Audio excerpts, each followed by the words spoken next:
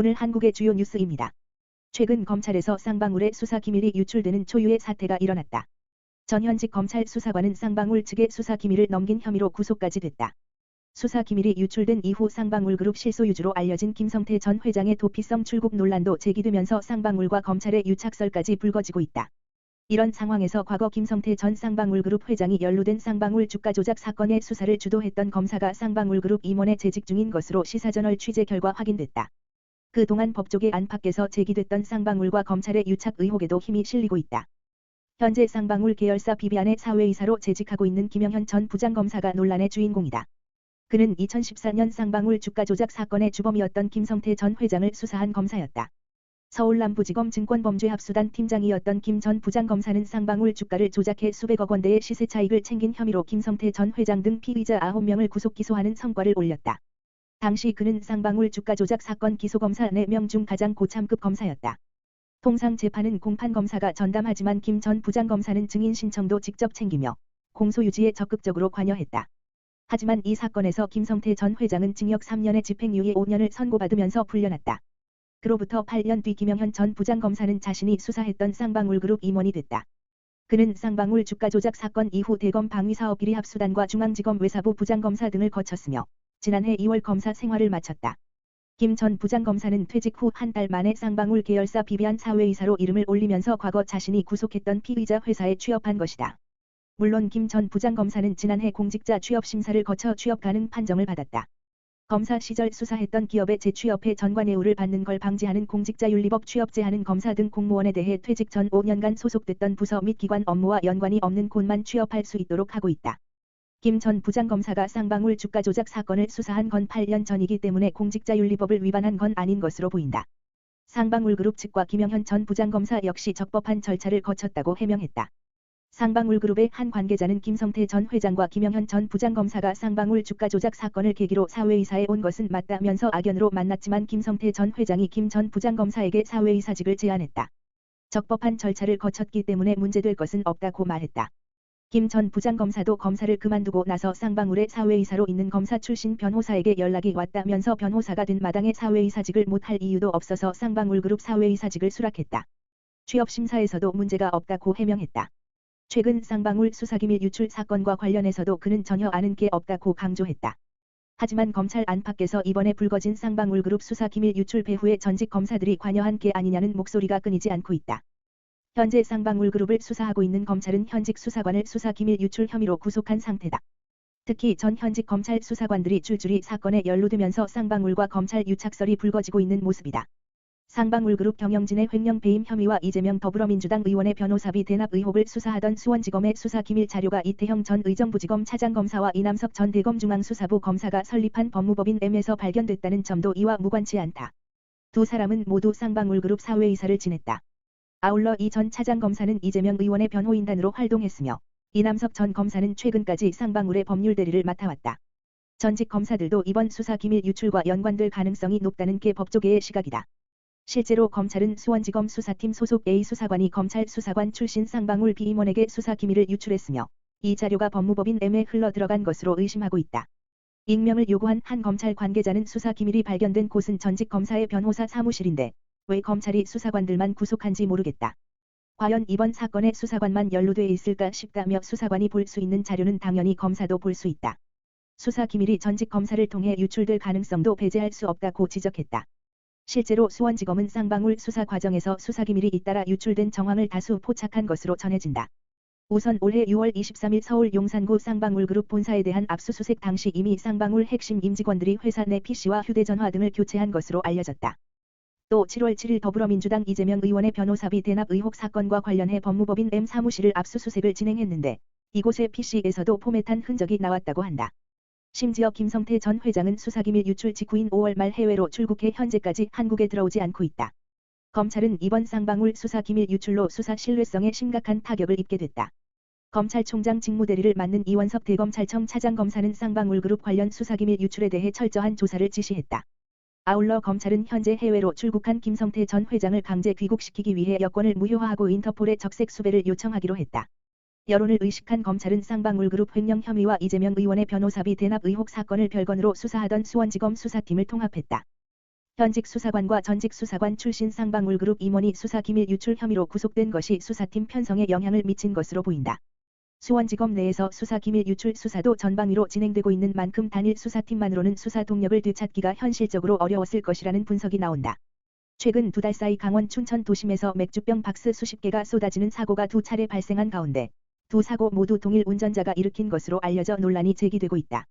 지난 12일 오전 춘천에서 주행 중인 화물차에서 맥주 수십 상자가 쏟아지며 도로 일대가 난장판이 됐다.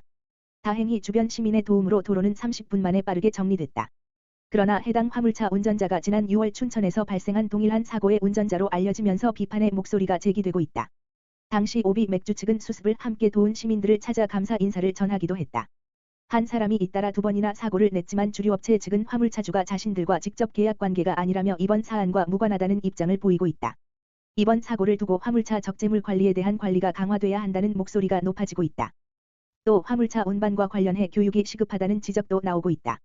화물자동차 운수사업법에 따르면 운송사업자는 적재된 화물이 떨어지지 아니하도록 국토교통부령으로 정하는 기준 및 방법에 따라 덮개 포장 고정장치 등 필요한 조치를 하여야 한다.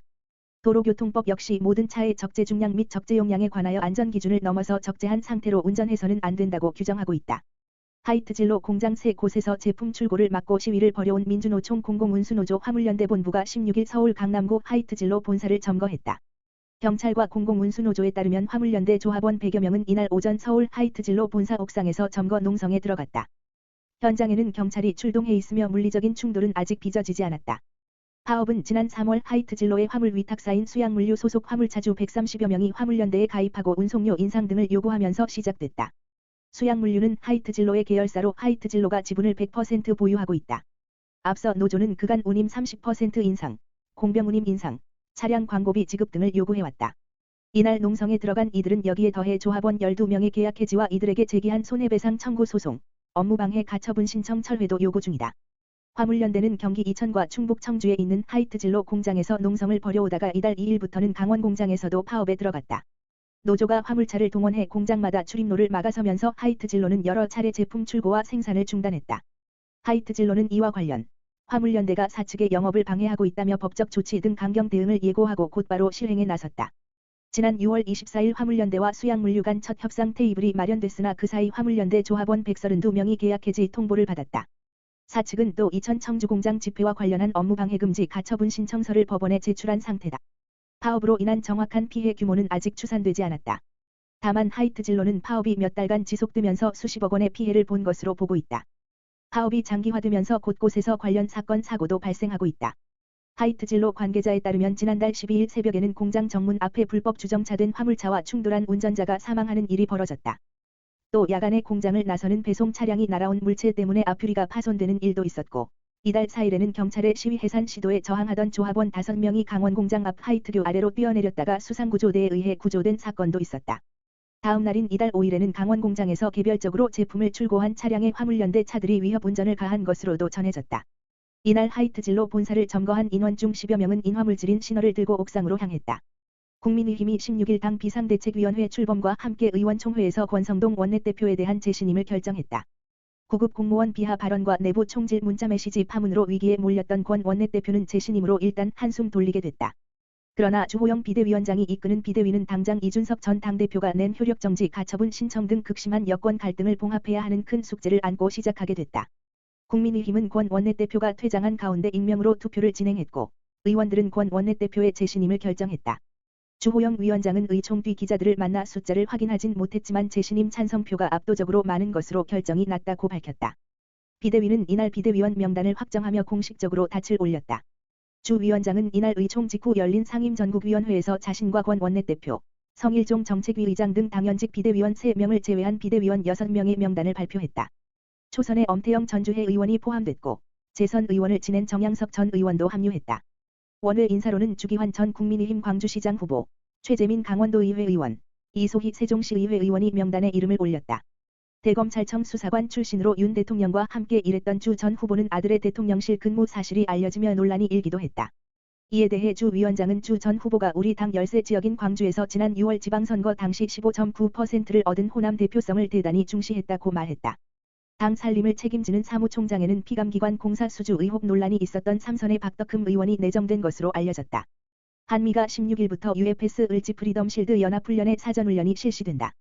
22일부터 9월 1일까지는 UFS의 본연습이 진행된다. 합동참모본부는 UFS 연합훈련에서 문재인 정부 당시 상당기간 축소 조정 시행된 야외기동 훈련을 정상화해 한미동맹을 재건하겠다고 밝혔다. 군 관계자에 따르면 한미는 이날부터 나흘간 UFS의 사전훈련 단계인 위기관리훈련을 시행한다. 위기관리훈련은 합참과 한미연합사령부가 국가안보에 중대한 영향을 미치는 위기 상황 발생을 가정해 전쟁으로 번지지 않게끔 관리하는 절차를 숙달하는 과정이다. 합참은 22일부터 실시되는 본 훈련에 대해 연합훈련 기간에 제대별 기능별 전술적 수준의 연합 야외기동 훈련을 병행 시행해 연합작전 수행 능력을 향상할 것이라고 밝혔다. 그러면서 최근 몇 년간 이루어지던 시뮬레이션 방식이 아닌 병력이 실제로 기동하는 훈련을 펼친다고 설명했다. 구체적으로 과학화 전투, 공격 헬기 사격, 대량 살상 무기 제거, 상용 교량 구축, 폭발물 처리, 전방 무장 및 연료 재보급, 합동화력 운용, 특수전 교환, 해상 초계 작전, 기동 건설 등 총 13개 종목의 연합야외 기동 훈련을 실시할 예정이다. 합참은 2019년 이후 연중 분산에서 시행하던 각종 연합야외 기동 훈련을 이번 한미연합훈련에 적용되는 작전 계획에 기반을 둔 훈련 상황을 상정해 시행해 훈련 성과를 극대화하고 한미동맹을 대내외에 과시하려는 것이라고 했다. 이어 UFS에 대해 연례적으로 실시해온 방어적 성격의 연습이라고 강조했다. UFS는 올해 도입된 명칭이다. 합참은 자유는 변하지 않는 한미동맹의 가치인 자유수호를 위한 강한 의지의 표현이며 방패는 방어적 성격의 연습으로 평화를 지향한다는 의미를 담았다고 설명했다. 그러면서 한미동맹이 추구하는 가치와 연합훈련의 시행 목적에 부합하는 명칭이라고 했다. 과거 명칭은 1976년부터 2007년까지 을지 포커스렌즈 UFL, 2008년부터 2018년까지 을지 프리덤 가디언 UFG이었다. 2018년 싱가포르 미북 정상회담 후 2019년부터 2021년까지는 연합지휘소 훈련 CCPT이었다. 합참은 CCPT는 연합전투참모단이 지휘소에서 훈련하는 모습을 직접 표현한 것으로 대북 억제력을 제고하고 연합방위태세 확립을 위해 실시하는 대규모 전구급 연합군사훈련의 명칭으로는 적합하지 않다는 평가가 있었다고 설명했다. 합참은 이번 연습에서 조건에 기초한 전시작전 통제권 전환 계획에 따라 미래연합사의 완전 운용 능력 FOC 평가를 통해 전작권 전환의 안정적 추진 여건을 보장할 것이라고 밝혔다. FOC 평가는 한국군 사성 장군이 지휘하는 미래연합사의 전구작전 수행 능력을 평가하는 기본 운용 능력 IOC, FOC, 완전 임무 수행 능력 FMC 등 세 단계 평가의 중간 단계에 해당한다. UFS 일부 군사훈련은 2019년 이후 한미연합훈련과 별도로 재난 등 비군사적 위기 위주로 시행하던 정부연습인 을지훈련을 통합해 시행, 범정부 차원의 위기관리와 연합작전 지원 절차를 훈련한다. 합참은 정부 부처 훈련과 군사훈련을 통합 시행해 국가총력전 수행 능력을 향상시키는 계기가 될 것이라고 밝혔다. 또 드론 사이버 등 우크라이나에서 나타나는 새로운 전쟁 양상을 반영해 전시에 발생 가능한 실전적 시나리오를 한미연합작전훈련에 적용한다. 항만, 공항, 반도체 공장 등 주요 산업시설과 국가중요시설 등에 대한 적의 공격 상황을 가정해 민관 군경 등 제반 통합방위 요소들이 참여하는 방어훈련과 피해복구훈련도 병행한다. 1대1 구도가 된 더불어민주당 당대표 선거 후보 토론회에서 이재명과 박용진 후보가 지방선거 책임론을 놓고 공방을 벌였다. 박 후보는 민주당 당대표 후보자 초청 토론회에서 정치는 결과를 놓고 해석투쟁을 하는 것이 아니고 책임을 지는 것이라며 지선 패배에 대한 사과를 요구했다. 박 후보는 이재명 후보는 대선 패배에 대한 책임으로 인천 계양을 지역에 출마해 전국적으로 지방선거 승리를 이끌고 유능한 인재를 당선시키겠다고 했다며 그런데 확인해보니 당의 중요한 리더가 겉으로는 선당 후사라며 어쩔 수 없이 출마한다 하더니 실제로는 본인의 출마를 요청한 것이었다고 비판했다. 이어 김관영 전북도지사가 전북을 떠나 인천 계양을 지역에 지원 유세를 오는 일이 벌어지기도 했다고 덧붙였다. 이재명 후보는 김 지사의 지원 유세가 선거에 얼마나 영향이 있는지 모르겠지만 당시에는 몰랐다고 해명했다. 그는 대선 때 저를 찍었던 분들이 절망해서 투표장에 안 나오니 직접 선거 전에 뛰어드는 게 그분들을 나오게 하는 수단이었다고 생각했다고 맞섰다. 박 후보는 사과 없이 계속해서 다른 해석도 많다고 하니 저도 맥이 빠지고 국민도 속상하다고 날을 세웠다. 두 후보는 토론회 초반 상대 후보의 강점을 언급하는 공통질문 시간에도 미묘한 신경전을 보였다. 박 후보는 제게 부족한 건 이재명 후보의 강력한 지지층이라며 이재명 후보가 조직이 없다고 했는데 제가 볼 땐 만리장성보다 든든한 개딸이란 지지층이 있다고 했다. 문 전 대통령의 부인 김정숙 씨가 경남 양산 사저 앞에서 흉기로 주변 사람들을 협박한 1인 시위자를 고소했다. 16일 경남 양산경찰서에 따르면 김정숙 씨는 전날 오후 양산경찰서를 직접 찾아 1인 시위자 A씨에 대해 협박 혐의로 고소장을 제출했다. 문 전 대통령의 부인 김정숙 씨가 시위자를 상대로 직접 고소장을 제출한 건 처음으로 알려졌다. A씨는 전날 평산마을을 산책하러 나온 문 전 대통령 부부에게 다가가 겁 XXX 없이 어딜 기어 나와 등의 모욕성 발언을 한 것으로 알려졌다. A씨는 이날 오전에도 사저 앞에서 1인 시위를 준비하면서 소란을 피우고 욕설을 하다 문 전 대통령 비서실 인사를 커터칼로 위협한 것으로 전해졌다. A씨는 주민 신고를 받고 출동한 경찰의 현행범으로 체포됐다. 경기도에 주소지가 있는 A씨는 문 전 대통령 부부가 귀향한 이후 통도사 앞 모텔이나 평산마을 인근 마을에 세를 얻어 매일같이 평산마을로 출퇴근하며 석 달 넘게 1인 시위를 이어왔다. 경찰 관계자는 A씨를 붙잡아 정확한 범행 경위를 조사하고 있다고 전했다. 고민정 더불어민주당 의원은 이준석 전 국민의힘 대표의 정치력에 의문을 나타냈다. 자신의 잘못은 유야무야 넘어가면서 서로를 죽이겠다며 총구를 들이대고 모두를 늪으로 끌고 들어가고 있다는 것이다. 여기에 본인의 감정을 절제하지 못하고 초등학생들이 듣기에 섬뜩한 표현까지 서슴지 않고 하는 건 문제라고 했다. 고 의원은 16일 라디오 방송에서 이준석 전 당대표의 기자회견에 대해 지양해야 할 정치인의 모습을 보여줬던 것 같다고 지적했다. 그는 정치는 나와 다른 것들까지 포용할 수 있는 능력이 굉장히 중요하다라며 이준석 당대표가 굉장히 많은 지지를 받고 그 자리까지 갔다면 대윤핵관이 됐든 혹은 기성 권력을 갖고 있는 의원들이 됐든 이걸 하나로 통합해내지 못한 건 굉장히 큰 잘못이었다고 평가했다. 고 의원은 본인의 감정을 때로는 숨기는 연습도 필요한데 당대표까지 했지만 아직은 부족한 부분이 많이 있구나라는 생각이 들었다고 이준석 전 대표가 아직 소양이 부족하다고 판단했다. 이어 무엇보다 본인의 성상납에 대한 의혹들이 말끔하게 해소되지 않았는데 그냥 유야무야 넘어가려는 것은 국민들도 설득할 수 없고 당 내부를 설득하기가 여전히 어려울 것으로 생각한다며 이준석 전 당대표의 아픈 부분을 찔렀다. 진행자가 내부 총질 당대표라는 표현에 대한 반격인지 이준석 전 당대표가 대통령을 직접 공격했다라는 평가가 있다고 하자 고 의원은 굉장히 잘못된 것이라며 이준석 전 당대표를 비판했다. 고 의원은 결정되기 전까지는 다양한 의견이 있을 수 있지만 결정이 되고 나면 단일 대오를 형성하는 것도 굉장히 중요하고 그게 바로 동지애라고 생각한다면서 아무리 본인에게 칼 혹은 총을 들이댔다고 하더라도 그 사람마저도 품는 모습을 보이면 국민들이 이준석 당대표에게 더 많은 박수를 보냈을 것인데 똑같이 총을 들이대버리면 결국은 서로가 서로를 죽이는 싸움밖에는 되지 않는다고 혀를 찼다. 그 결과 국민들이 굉장히 진저리를 치게 되는 현상을 목도하게 될 것이라며 모두를 다 끌고 늪으로 빠지는 행위를 한 것이라는 생각이 든다고 야당 의원 눈으로도 여당인 국민의힘 이준석 전 당대표의 행동을 이해할 수 없다고 했다. 전여욱 의원은 이준석 전 국민의힘 당대표를 백화점이나 놀이동산에서 대를 쓰는 철부지 어린아이에 비유하면서 모른 척하고 그냥 가버리면 제풀에 지쳐 엄마 찾아 나설 것이라고 비아냥댔다. 그동안 성준석 촉법정치 소년이라며 이준석 전 당대표에게 각을 세웠던 전여욱 의원은 16일 라디오 방송에 출연하여 이준석 전 당대표를 시종일관 비난했다. 이날 출범한 주호영 비대위를 향해 전여욱 의원은 보수 정당 뿌리는 매우 깊고 단단하기에 5년 만에 정권 교체를 할 수 있었다. 이것은 아무나 못한다며 그런 점에서 비대위는 철저하게 당의 안정을 위해, 나라를 위해, 무소의 불처럼 앞만 보면 가면 된다고 주문했다. 즉 비대위 출범으로 이준석 체제가 완전히 소멸돼 이준석 당대표는 상수가 아니라 변수가 됐다. 비대위 출범으로 당이 이준석 전 당대표와 이혼 서류에 도장을 찍었기에 이준석 전 당대표를 신경 쓸 필요 없다는 것이다.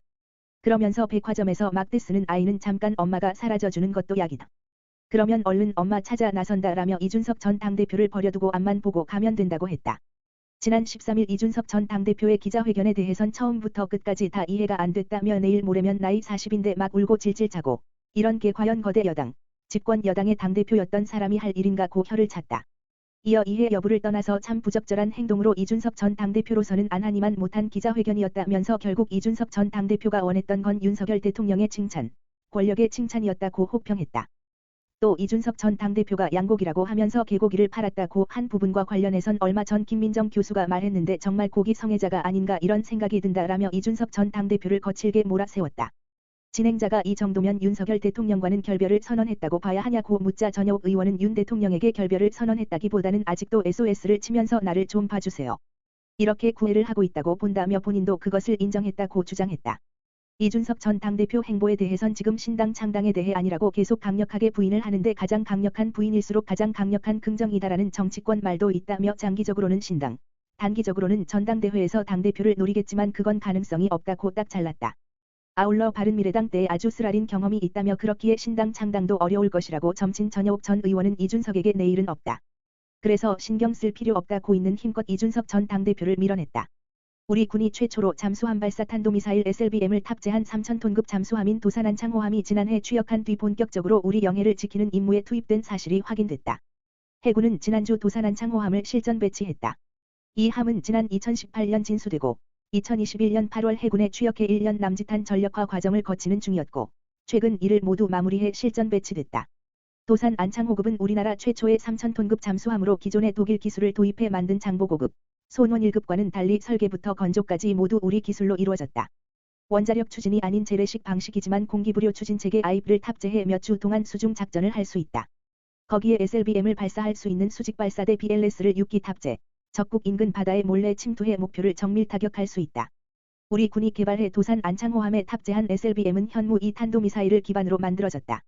우리 해군은 현재 보유하고 있는 손원 1급 잠수함에 현무 3 순항미사일을 탑재하긴 했지만 본래 순항미사일은 저공 비행으로 목표에 은밀히 접근할 수 있는 대신 비행 속도가 느리고 탑재할 수 있는 탄두 무게 제한이 심하다. 반대로 탄도미사일은 보다 무거운 탄두를 실을 수 있고 비행 속도가 빠른 대신 포물선을 그리며 날아가기 때문에 순항미사일보다 포착되기 쉽다. 이 때문에 군에서는 둘 모두를 보유하고 있으며 타격해야 할 표적이 무엇인지 등을 종합적으로 고려해 하나를 선택해서 쓴다. SLBM을 보유한 강대국들은 여기에 핵무기를 탑재, 초계 임무를 수행하다가 본국이 핵공격을 받는 등 불의의 사태가 생길 경우 적국의 핵보복을 하는 용도로 이를 활용한다. 바다는 넓고 잠수함은 탐지하기 무척 힘들기 때문에 결과적으로 어떤 나라도 다른 나라의 선제 핵공격을 할 수 없게 됐다. 언제 어디서 보복을 당할지 알 수 없어서다.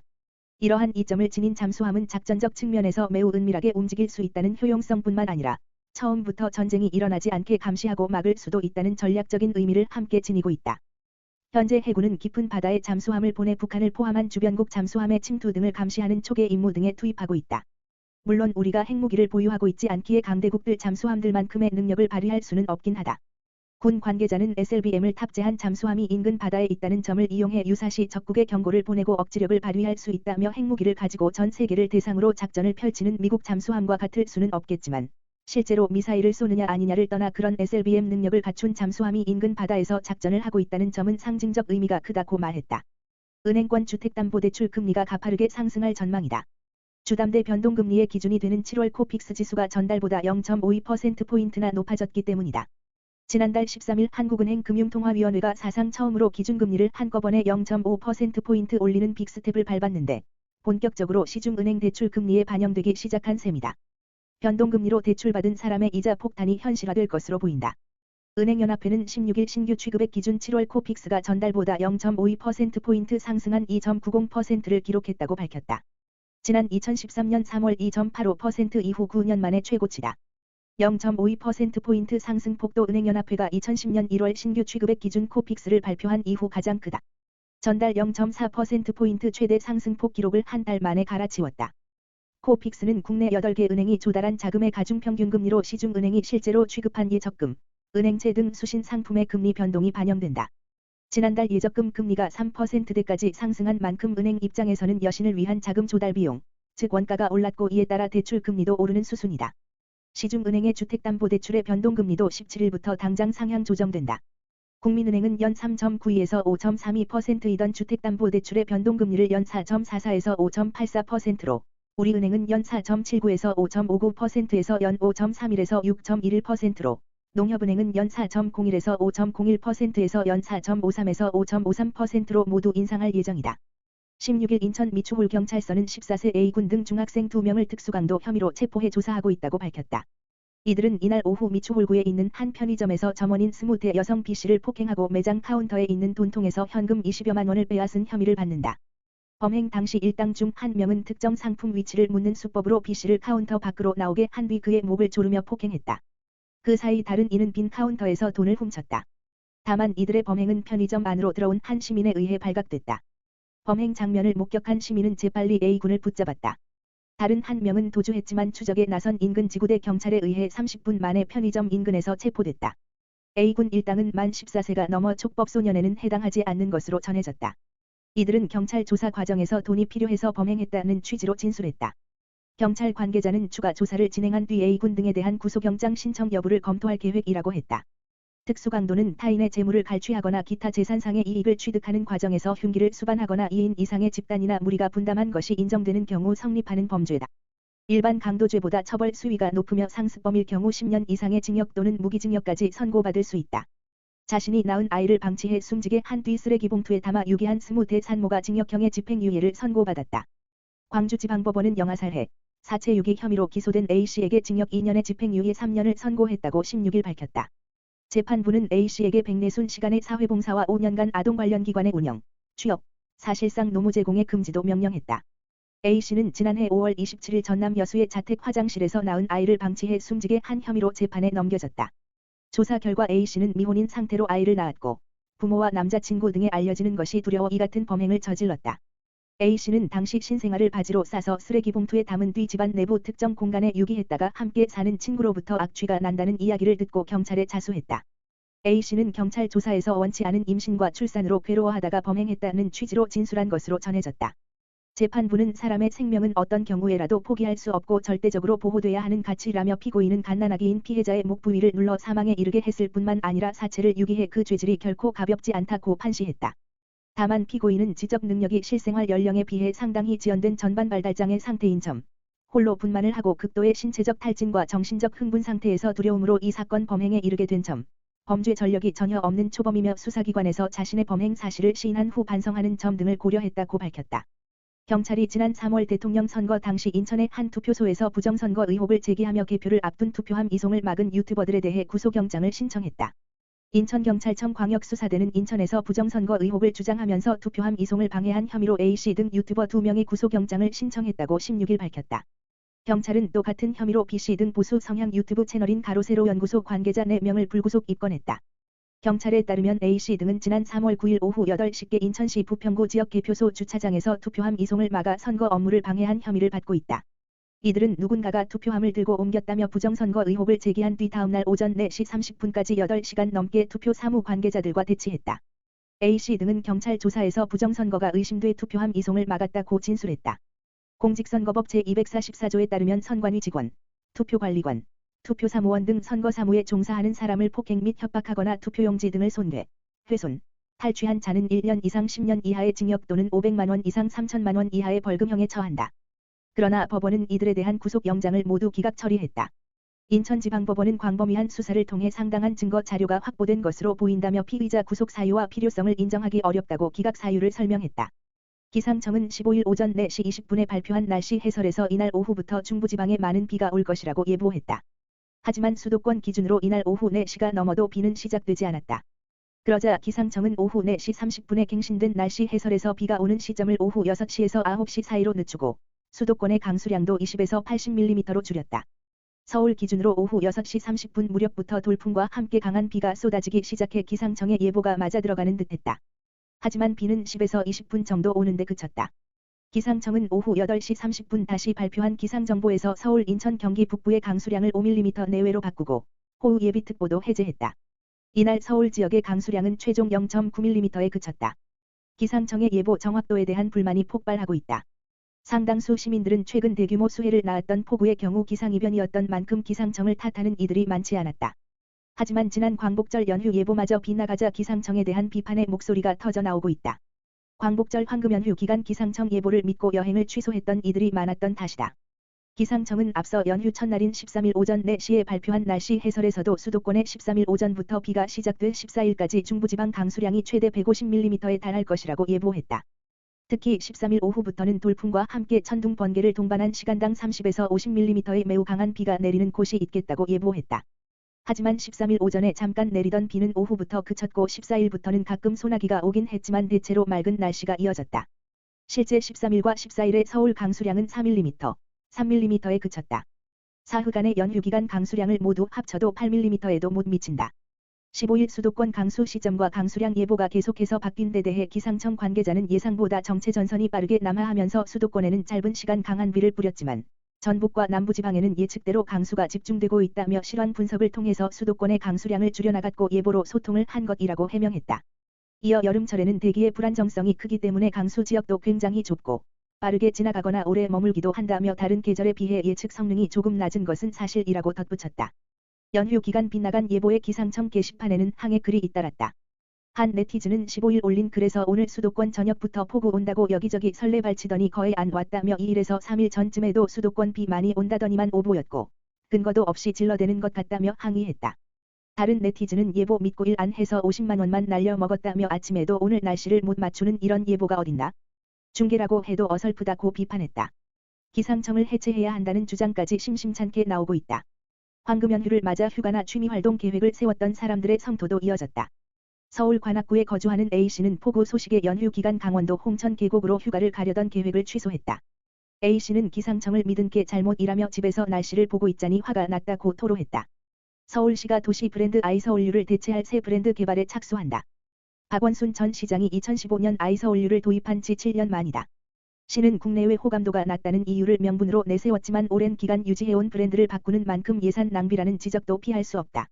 시는 아이서울유를 교체하는 이유에 대해 내 외국인이 이해하기 어려운 모호한 의미와 영문 표기로 도시 브랜드의 필수 요소인 의미 전달의 직관성이 부족하다는 점을 들었다. 시가 지난 6월 서울 시민 1000명과 서울을 방문한 외국인 200명을 대상으로 아이서울유 인지도를 조사한 결과 외국인 17.9%만이 아이서울유를 알고 있었다. 외국인 69.0%는 현 브랜드가 서울의 미래 모습을 반영하지 못한다고 봤다. 아이서울유가 지난 7년간 사용된 만큼 새 브랜드 교체로 그동안 쌓아온 인프라를 낭비하게 됐다는 지적도 나온다. 시는 새 브랜드 개발 비용을 3억 원 수준으로 잡고 있지만 아이서울유 개발비는 물론 서울 29곳에 설치된 조형물 조성비 10억 6천만 원, 기념품, 브랜딩 사업 연계, 마케팅 등으로 사용된 예산을 고려하면 지금까지 들어간 비용은 100억 원 이상일 것으로 추산된다. 시는 2020년 9월 시민 1,500명을 대상으로 진행한 조사에서 시민 10명 중 9명이 브랜드를 인지하고 있고 75.1%가 호감을 갖고 있다고 발표하기도 했다. 재계에서는 기업의 경쟁력을 높이려면 법인세뿐만 아니라 상속세제도 손질이 시급하다고 목소리를 높이고 있다. OECD 회원국 중 최고 수준인 상속세율로 인해 기업 경영 의지를 떨어뜨리고 있다는 지적에 따라서다. 현재 OECD 38개국 중 절반에 달하는 국가들은 상속세를 매기지 않는다. 재계를 대변하는 전국경제인연합회은 상속세 과세체계 개편 방향과 과제를 담은 원활한 기업 승계 지원을 위한 상속세제 개선 의견을 지난 8일 기획재정부에 전달했다고 17일 밝혔다. 전경련이 제시한 주요 개선 과제는 상속세율 인하, 최대주주 주식 할증평가 폐지, 가업상속공제 적용 대상 기업 확대, 과세체계 전환이다. 현재 한국의 상속세 최고세율은 50%로 기업을 승계했을 땐 최대주주의 주식 가격의 20%를 가산해서 과세되면 세율은 60%까지 치솟는다. 전경련은 우리나라 상속세 부담이 해외 주요국에 비해 과도하게 높아 기업의 경영 활력과 경쟁력 저하가 우려된다고 지적했다. 전경련에 따르면 현재 OECD 38개국 중 절반에 달하는 20개국이 직계비 속에 상속세를 과세하지 않는다. 나머지 18개국 중에선 한국의 상속세 최고세율이 일본 55% 다음으로 가장 높으며 최대주주 주식 할증평가가 적용됐을 땐 OECD 국가 중 가장 높다. 상속세가 전체 세수에서 차지하는 비중도 최근 지속적으로 증가해 OECD 평균의 약 1.5배에 이른다. 상속세는 소득세를 과세한 후 축적된 부를 상속하는 과정에서 추가적인 과세가 이루어지기에 이중과세라는 지적이 적지 않다. 특히 한국은 소득세율과 상속세율이 모두 높은 국가로 부에 대한 징벌적 과세로 인한 세금 부담이 과중하다는 게 전경련의 지적이다. 해외 주요국들은 상속세를 부과하지 않거나 기업 승계 지원을 위해 직계비 속에는 경감세율을 적용하고 있다. 반면 한국은 상속인과 피상속인 관계를 구분하지 않고 일률적으로 최대 60%에 달하는 상속세를 부과하고 있어 글로벌 추세에 역행하고 있다. 이에 전경련은 단기적으로 상속세 최고세율을 OECD 평균 수준인 30%로 인하하고 과세 표준 구간을 현 5단계에서 3단계로 축소하는 방안을 건의했다. 직계비 속에 상속세를 부과하는 OECD 18개국 평균 상속세율은 27.1%다. 전경련은 중장기적으로는 상속세를 폐지하고 자본이득세 등으로 전환해야 한다고 주장했다. 자본이득세는 피상속인의 재산을 아직 미실현된 자본이득으로 가준해서 상속인이 추후 상속재산을 처분할 때 발생하는 이익에 과세하는 제도다. 호주, 캐나다, 뉴질랜드는 상속세를 폐지하고 자본이득세로 전환한 바 있다.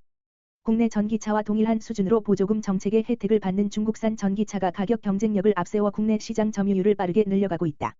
우리 국민의 세금으로 다른 나라 기업을 배불리는 꼴이지만 무역 분쟁 우려 때문에 특정 국가를 배제한 보조금 정책을 시행할 순 없다.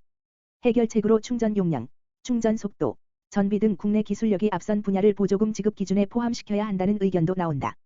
16일 한국자동차산업협회가 발표한 2022년 상반기 자동차 신규 등록 현황 분석 보고서에 따르면 중국산 전기상용차 판매량은 지난해 상반기 159대에서 올 상반기 1351대로 750% 증가했다. 특히 올해 상반기 중국산 전기버스는 436대가 팔리며 전체 전기버스 판매량의 절반에 가까운 47.8%의 점유율을 보였다. 중국산 전기상용차의 국내 점유율도 지난해 1.1%에서 6.8%까지 올랐다. 중국산 버스의 수입 단가는 2억 원대 초반 수준으로 3억 원대 중반인 국산보다 훨씬 저렴하다. 여기에 전기버스 구매 보조금 최대치인 1억 4천만 원을 받게 되면 구매자가 느끼는 가격 차이는 더욱 커진다. 환경부는 전기자동차 보급사업 보조금 업무 처리 지침에 따라 제조 국가에 관계없이 일정 성능 기준을 충족하면 보조금을 지급하고 있다. 지방 보조금의 경우엔 지방자치단체마다 차이가 있는데 서울시의 경우 최대 7천만 원의 보조금을 지원한다. 환경부 관계자는 국내산, 외국산이라고 해서 보조금의 차별이 있는 구조가 아니라 차량의 성능에 따라 보조금을 지원하지 않거나 적게 지원하는 체제가 갖춰진 상태라고 설명했다. 정부 입장에선 전기차 보급을 확대하면서도 국내 전기차 산업도 육성해야 하는데 일방적으로 국내 산업에 보조금을 주거나 중국 등 특정 국가를 보조금 정책에서 배제할 수도 없다. 이 경우 무역 분쟁의 소지가 있어서다. WTO 보조금 협정 규정에 따르면 특정 국가에서 지원하는 보조금이 특정성을 갖는 경우 상대국은 상계 관세를 부과할 수 있다. 검찰총장 후보 제청을 앞둔 한동훈 법무부 장관이 범죄를 제대로 척결하는 의지와 능력을 가진 분을 제청하겠다고 말했다. 한 장관은 16일 오후 법무부 정부청사에서 열린 제45회 검찰총장 후보자 인선 회의를 마치고 좋은 분들을 추천해 주신 검찰총장 후보 추천위원회에 감사드린다며 추천 결과를 기초로 조만간 제청을 하도록 준비하겠다고 밝혔다. 또한 정의와 상식을 지켜서 범죄를 제대로 척결하는 그런 의지와 능력을 가진 분을 제청하겠다며 아직 구체적 제청 일정은 정해지지 않았다고 밝혔다. 이날 추천위원회는 윤석열 정부 첫 검찰총장 후보로 여한섭 법무연수원장, 김후곤 서울고검장, 이두봉 대전고검장, 이원석 대검찰청 차장검사 4명을 한동훈 법무부 장관에게 추천했다. 추천위는 공정과 정의에 대한 확고한 의지를 갖고 검찰의 정치적 중립성과 공정성을 수호하며 정의와 상식에 맞게 법을 집행할 검찰총장 후보자 4명을 선정해 법무부 장관에게 추천했다고 설명했다. 추천위원장인 김진태 전 검찰총장은 회의 직후 취재진의 소신 있게 검찰총장직을 제대로 할 수 있는 사람을 뽑으려고 노력했다며 절대다수 위원의 뜻이 일치해 이견 없이 투표해서 결정됐다고 전했다. 한 장관은 이 같은 추천 내용을 토대로 최종 한 명의 후보자를 윤석열 대통령에게 임명 제청하게 된다. 이후 후보자는 국회 인사청문회를 거쳐 내달 중순께 정식으로 취임할 것으로 전망된다. 국회 동의는 필요로 하지 않는다. 서해 공무원 피격 사건 기록 삭제 조작 의혹 등을 수사 중인 검찰이 16일 박지원 전 국가정보원장과 서욱 전 국방부 장관, 서훈 전 국가안보실장의 자택을 압수수색했다. 동시다발적인 강제 수사에 착수한 검찰은 압수물 분석을 마친 뒤 사건 관련 책임자들에 대한 소환 조사를 진행할 것으로 보인다. 법조계에 따르면 서울중앙지검 공공수사 1부는 이날 오전 박 전 원장과 서 전 장관, 서 전 실장 자택에 검사와 수사관을 보내 사건 관련 증거물을 확보하고 있다. 박 전 원장은 해양수산부 공무원 이대준 씨가 2020년 9월 22일 북한군에 피살됐을 당시 첩보 관련 보고서 등을 무단 삭제한 혐의를 받는다. 국정원 직원이 당시 이 씨가 스스로 북한으로 간 것이 아니라 표류했을 가능성이 크다는 내용의 내부 첩보 보고서를 작성했는데 박 전 원장이 이를 삭제하라고 지시했다는 게 국정원 자체 조사 결과다. 서 전 장관은 감청 정보 등이 담긴 군사 기밀 삭제를 지시한 혐의로 이 씨 유족에게 고발당했다. 국정원 등은 이 씨 사망 다음 날인 2020년 9월 23일 오전 1시와 10시 두 차례 열린 관계장관회의 전후 국정원 및 국방부 군사통합정보처리체계인 민즈 내의 기밀 정보가 삭제된 것으로 보고 있다. 당시 회의에는 박 전 원장, 서욱 전 국방장관, 서훈 전 안보실장을 비롯해 노영민 전 비서실장, 이인영 전 통일부 장관 등이 참석했다. 검찰은 당시 청와대와 정부 관계자들이 사건 무마를 위해 월북몰이를 했다는 의혹도 수사 중이다. 2020년 9월 24일 국회 국방위원회 회의록에 따르면 서욱 전 국방부 장관은 첫 지시가 무엇이었냐는 강대식 국민의힘 의원 질의에 월북 가능성이 있는지 여부를 잘 봐야 된다 이렇게 지침을 줬다고 말했다. 검찰은 압수물 분석을 마친 뒤 박지원 전 국정원장과 서욱 전 국방부 장관 등에 대한 소환 조사에 나설 것으로 보인다. 국민 10명 중 7명은 스마트폰을 일상생활 필수 매체로 여기는 것으로 나타났다. 반면 TV를 필수로 여기는 응답자는 27%에 불과한 것으로 조사됐다. 16일 정보통신정책연구원의 스마트폰, 세대별 TV 대체 속도 보고서에 따르면 스마트폰을 일상생활의 필수 매체로 선택한 응답자는 70.3%에 달했다. 2016년 조사 결과 55.5%와 비교해 14.8%포인트 늘어난 수치다. TV를 필수 매체로 선택한 응답자는 27.1%로 2016년 대비 11.5%포인트 줄었다. 연령별로 10대에서 TV를 필수 매체로 선택한 비율은 0.1%에 불과했다. 20대와 30대도 각각 4.5%, 9.2%가 선택해 10% 미만에 그쳤다. 반면 스마트폰이 필수 매체라고 응답한 10대는 96.9%에 달했으며 20대와 30대는 각각 92.2%와 85.1%로 나타났다. 40대와 50대도 스마트폰 선호도가 높았다.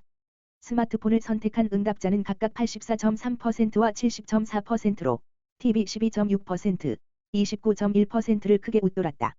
60대는 스마트폰을 선호한다는 응답이 44.1%로 TV 54.3%보다 낮게 나타났다. 그러나 2016년 조사에서는 TV 선호도가 79.2%에 달해 스마트폰 선호 17.6%의 약 4.5배로 나타났다. 매년 TV와 스마트폰 간 격차가 크게 줄어들고 있는 것이다. 스마트폰 이용 시간은 하루 평균 122.9분으로 2016년 99분 대비 23.9분 늘었다. TV 시청 시간은 하루 평균 175.1분으로 같은 기간 12.5분 증가했다. 스마트폰 이용 시간은 전 연령대에서 증가세를 기록했다. 그러나 TV 시청 시간은 30대 이하에서 줄어들었다. 특히 10대의 TV 시청 시간은 일평균 66.1분으로 스마트폰 이용 시간 170.3분의 절반에도 못 미치는 것으로 나타났다. 스마트폰을 보유한 국민 비율은 지난 2012년 57.5%에서 2016년 83.3%, 2021년 93.4%로 꾸준히 증가하고 있다. 50대 이하의 스마트폰 보유율은 지난해 98%를 넘어선 것으로 나타났다. 60대의 스마트폰 보유율은 91.7%에 달한다. 70세 이상은 60.1%로 2016년 17.6% 대비 3.4배 증가했다. 정보통신정책연구원 관계자는 스마트폰의 영향력이 고연령층으로 확산하고 있다며 고연령층에서 이용시간보다 인식 측면에서 스마트폰의 TV 대체 속도가 더 빠르게 나타나고 있다고 밝혔다. 최근 미국에서 현대 기아 자동차 도난 사건이 빈발하는 것과 관련해 해당 제조업체에서 이에 대한 대책을 내놨다. 핸들 잠금 장치 사용 지원, 새 보안 키트 공급 등을 통해 해당 차종 운전자를 보호한다는 방침이다. 현대자동차 아메리카는 14일 시카고 한인 언론사인 시카고오늘의 서면 질의에 대한 답변을 통해 최근 틱톡 챌린지 등으로 인해 잇따르는 현대 기아차 도난 사건과 관련 자사 입장을 밝혔다. 최근 미국에서는 소셜미디어 틱톡에서 이른바 챌린지란 이름으로 현대 기아차 탈취 방식을 소개하면서 해당 차종 도난이 급증했다. 일리노이주 쿡 카운티에서만 지난달 1일부터 도난 신고 건수가 642건에 달했으며 이는 작년 이맘때 74건에 비해 768% 늘어난 수치다. 이와 관련 HMA 아이라 가브리엘 홍보 시니어 매니저는 답변에서 HMA는 최근 특정 현대차 모델 차량의 도난 사건 급증을 우려하고 있다며 당사의 모든 차량은 연방 자동차 안전 표준을 충족하거나 초과하지만 불행히도 당사 차량은 소셜미디어 틱톡에서 도난 표적이 됐다고 말했다. HMA에 따르면 범죄자들은 도난 방지 장치인 엔진 이모빌라이저가 없는 현대 기아 차량을 노리고 있는 것으로 알려지고 있다. 중국 상하이 이케아 매장에서 갑작스럽게 코로나19에 따른 봉쇄령이 떨어지자 쇼핑객들이 황급히 매장을 빠져나가는 영상이 공개됐다. 폐쇄되는 매장 안에 갇히지 않으려 입구 밖으로 탈출하는 시민들이 이리저리 뒤섞여 현장은 그야말로 아수라장이 됐다.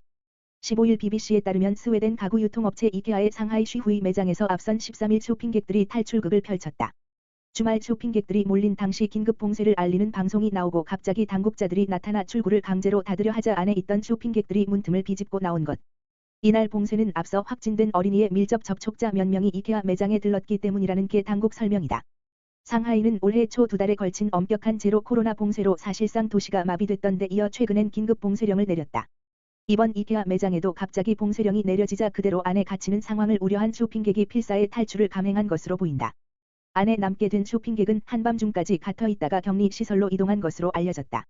최근 미국 의원들이 대만을 잇따라 방문한 가운데 주미 중국 대사가 중국의 능력을 과소평가하지 말라고 경고했다. 중국 국방부 측도 미 의원들의 대만 방문 등을 두고 외세의 간섭은 성공할 수 없다고 으름장을 놓았다. 16일 외신에 따르면 친강 미국 주재 중국 대사는 이날 기자들과 만나 중국은 수십 년에 걸쳐 미 의회의 대만 방문을 반대해왔다며 그런 방문이 하나의 중국 정책을 위반한다고 보기 때문이라고 밝혔다. 그는 또 의회는 미국 정부의 일부로 독립적이지 않고 통제할 수 없는 기관이 아니다며 미국의 삼권 분립을 인정하지 않는 취지로 말하기도 했다. 친 대사는 의회는 미 외교 정책을 준수할 의무가 있다며 그것이 우리가 에드 마키 상원의원의 대만 방문에 매우 실망하고 불만을 가지는 이유라고 덧붙였다. 친 대사는 미국 의원들의 대만 방문은 도발적이고 전혀 도움이 안 된다고 강조하기도 했다. 앞서 에드 마키 민주당 상원의원 등 초당파 미 상하원 의원 5명은 지난 15일과 16일 대만을 방문했다. 지난 2일과 3일 낸시 펠로시 미 하원의장이 대만을 방문해 중국이 군사적 반발까지 일으킨 지 2주도 안 되는 시점이었다. 그러나 미국 정부는 의회의 대만 방문이 독립적인 판단에 따른 것이며 미 정부의 하나의 중국 정책에는 변함이 없다는 입장으로 중국의 무력 시위를 무책임하다고 비난하고 있다. 미 정부의 이 같은 입장에도 불구 친 대사는 이날 우린 지금 펠로시 의장 방문으로 인한 심각한 후유증을 다루고 있다며 국가 주권과 영토 보전을 수호하려는 중국 정부와 국민의 강력한 결의와 능력을 과소평가하지 말라고 경고했다. 중국이 올 들어 지금까지 보하이해를 비롯한 서해 지역에서 100회 이상의 군사훈련을 실시한 것으로 나타났다. 지난해 같은 기간 77건에 비해 30% 이상 증가한 것으로 시진핑의 세 번째 연임을 앞두고 서해에서의 제해권을 확대하려는 움직임으로 해석된다. 서해와 보하이해를 관할하는 중국 야오닝, 산둥, 텐진, 레닌강 해사국이 홈페이지에 올린 군사활동 관련 항행 금지 공고를 확인한 결과 중국 당국이 15일까지 군사훈련 실탄 사격으로 예고한 것이 총 100회에 달했다. 이 중 25회는 실탄 사격 훈련이었다. 실제 해상 순찰 등을 포함한 훈련 횟수는 훨씬 더 많을 것으로 추정된다. 중국군은 자국의 작전 경계라고 주장하는 서해 동경 124도 인근 해역에서도 훈련을 실시했다. 산둥 해사국은 지난 3월 20일 동경 124도를 동쪽 경계로 하는 해상에 대해 실탄 사격을 하겠다며 항행 금지 구역으로 설정했다. 이 일대는 국제법상 공해이다. 하지만 중국군은 동경 124도선 인근에 부표를 설치하거나 한국 함정이 124도 서쪽으로 이동하면 자신들의 작전 구역에서 나가라고 하는 방식으로 경고해왔다. 중국군의 서해상 훈련 확대에 대해 외교가에서는 향후 한국과 서해 해상 경계선 획정에 대비해 실효적 통제라는 명분을 쌓고 한미 해상 연합작전을 견제하려는 의도라는 분석이 유력하다. 중국은 시 주석 집권 이후 미사일 타격 능력을 비롯해 해군, 공군력을 강화하며 기존 연안 방어에서 벗어나 미군의 접근을 원천 차단하는 반접근, 지역 거부 전략을 발전시켜왔다. 중국군의 서해 훈련 확대에는 동경 124도선 서쪽을 자신의 영유권으로 확보하려는 의도도 담겼다. 2013년 당시 중국 해군 사령관은 중국을 방문한 한국의 해군 참모총장에게 대한민국 해군 함정은 절대로 동경 124도 서쪽으로 넘어와 작전하지 말라고 요구했다. 이에 대해 한국 해군 참모총장은 해당 지역은 국제법상 공해이고 북한 간첩선의 우회 침투를 막기 위해 탐색 작전이 필요하다고 반박했다고 한다. 하지만 이후에도 중국군 군함은 동경 123도에서 124도에 대한 정찰과 훈련을 강화한 것으로 알려졌다. 중국 해사국에 따르면 중국은 올 들어 동경 123도에서 124도에서 총 6차례에 걸쳐 군사훈련과 실탄 사격을 실시한다고 예고했다. 지난 3월 20일에는 동경 123도에서 124도 사이 서울 면적의 12배에 해당하는 지역을 14시간 항행 금지 구역으로 설정했다. 중국이 동경 124도선 인근에 대한 실효적인 지배력 강화에 나선 것은 124도선에 대한 중국의 주장이 법적인 근거가 없기 때문이다. 한중은 현재까지 서해 해상 경계를 정하지 못한 상황이다. 동경 124도선이 경계선으로 굳어질 경우 서해의 70%는 중국 관할이 된다. 현 정부 고위 관계자는 한중 간 갈등이 계속 커진다면 중국은 시진핑의 세 번째 연임이 확정된 후 내년쯤 124도선 문제를 표면화할 가능성이 있다고 내다봤다. 한중이 아직 서해 해상 경계선을 획정하지 못한 상황에서 중국군이 일방적으로 주장하고 있으며 한국에 대해서도 이를 관철하려는 움직임을 보이고 있다. 동경 124도를 경계로 하면 서해 70% 이상이 중국 관할로 들어가기에 우리 정부는 절대로 용납할 수 없다는 입장이다. 장기 불황에 늪에 빠진 일본의 위기가 가중되고 있다. 국력이 저하되고 있다는 것을 보여주는 지표들이 잇따라 나오고 있다. 저출생 고령화 속에서 수도권 인구의 첫 감소와 함께 주요 경기 지표인 국내 총생산 GDP는 한국에 역전당할 처지에 놓였고 국가 채무는 베네수엘라에 이어 전 세계에서 두 번째로 많아 2차 세계대전 말기보다도 심각한 실정이다. 우선 세계적으로 가장 심각한 저출생 고령화 국가 중 하나인 일본의 인구 절벽 위기가 갈수록 심각해지고 있다. 인구가 13년 연속 감소한 것은 물론 도쿄를 포함한 수도권 인구마저 처음으로 감소하면서 성장 동력마저 잃게 되는 것 아니냐는 우려가 나온다. 일본 총무성이 주민기본대장을 근거로 이번 달에 발표한 2022년 1월 1일 기준 일본인 총인구는 전년 대비 0.5% 감소한 1억 2322만 3561명으로 집계됐다. 이는 13년 연속 감소 및 사상 최대 감소폭인 61만 9140명이라고 일본 지지통신이 보도했다. 지난해 일본인 출생자 수는 81만 2036명으로 6년 연속 사상 최소치를 경신했다. 사망자 수가 출생자 수를 웃도는 자연 감소는 62만 9703명으로 확대됐다. 수도권 인구마저 감하고 있다. 저출산 고령화가 급속히 진행되면서 지방으로부터의 인구 유입이 있는 수도권조차 인구 증가를 유지할 수 없게 된 것이라고 니혼게이자이 신문은 분석했다. 지금까지 계속 인구가 증가해온 도쿄권의 일본인은 출생자 수 감소 등으로 인해 34,498명으로 0.1% 줄어든 총 3,561만 115명으로 1975년 조사 개시 이후 처음으로 감소세로 돌아섰다. 수도권에 사는 일본인이 감소세로 돌아선 것은 가장 많은 도쿄도의 인구가 전년 대비 0.15% 감소한 1,327만 7,052명으로 26년 만에 전년을 밑돈 요인이 크다고 니케이는 보도했다. 도쿄도는 사망에서 출생을 뺀 자연 감소가 3만 2,878명으로 전년보다 1만 1,801명 많았다. 전입자에서 전출자를 뺀 사회 증가 수는 1만 2,841명에 그쳐 자연 감소를 보완하지 못했다. 다만 도쿄를 중심으로 한 수도권 인구가 전체에서 차지하는 비율은 2022년에 28.9%로 전년 28.8%보다는 높아졌다. 도쿄도로 인구 유입 움직임은 약화됐지만 수도권을 중심으로 한 도시지역의 인구가 집중되는 경향은 여전하다고 니케이는 지적했다. 지방은 자연 감소의 인구 유출까지 겹치는 이중고로 더 심각하다. 아오모리, 이와테, 아키타 등 북동북 3개 현은 1%가 넘는 인구 감소가 계속됐다. 인구 감소율이 전년보다 줄어든 곳은 야마나시, 미야자키, 구마모토, 가고시마 등 4개 현뿐이다. 수도권에 비해 상대적으로 지방의 인구 감소폭이 더 큰 편이어서 인구수에 맞춘 도시 모델의 재검토가 불가피하다. 특히 저출생 고령화로 인구 감소가 진행되는 도시는 일정한 인구 보유를 전제로 한 인프라를 유지할 수 없게 될 우려가 있어 저출생을 막고 인구 유출을 억제하는 대책이 시급하다는 지적이 나온다. 일본 정부는 인구 감소의 주된 원인을 출생아 감소로 보고 지난 4월 출산과 육아 정책 업무를 다루는 어린이가족청을 설립하고 출산 축하금 등 각종 지원금을 늘리는 등 대책을 마련했다. 오늘도 시청해 주셔서 감사합니다. 구독과 좋아요 부탁드립니다.